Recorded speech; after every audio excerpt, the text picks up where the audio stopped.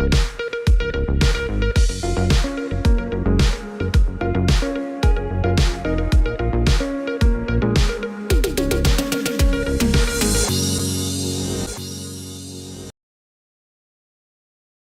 News കാലാവസ്ഥാ വാർത്തയിലേക്ക് സ്വാഗതം.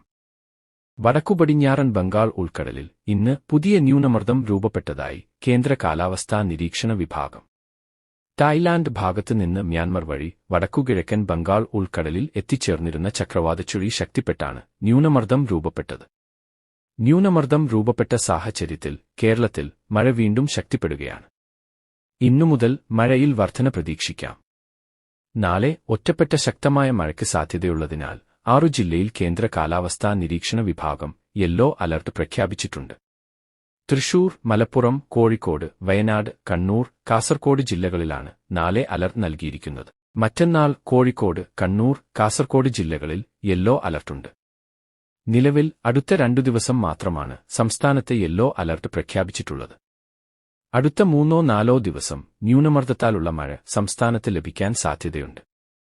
അതേസമയം ന്യൂനമർദ്ദം വീണ്ടും ശക്തി പ്രാപിച്ച് നാളെയോടെ ഒഡീഷ തീരത്ത് കരയിൽ പ്രവേശിക്കാൻ സാധ്യതയുണ്ടെന്നും കേന്ദ്ര കാലാവസ്ഥാ നിരീക്ഷണ വിഭാഗം അറിയിച്ചു. കേരള തീരത്ത് നാളെയും മറ്റന്നാളും കർണാടക, ലക്ഷദ്വീപ് തീരങ്ങളിൽ ഇന്നുമുതൽ മറ്റന്നാൾ വരെയും മത്സ്യബന്ധനം വിലക്കി. കാലാവസ്ഥാ വാർത്തകൾ കൃത്യമായി ലഭിക്കാൻ ചാനൽ സബ്സ്ക്രൈബ് ചെയ്യുക. നന്ദി.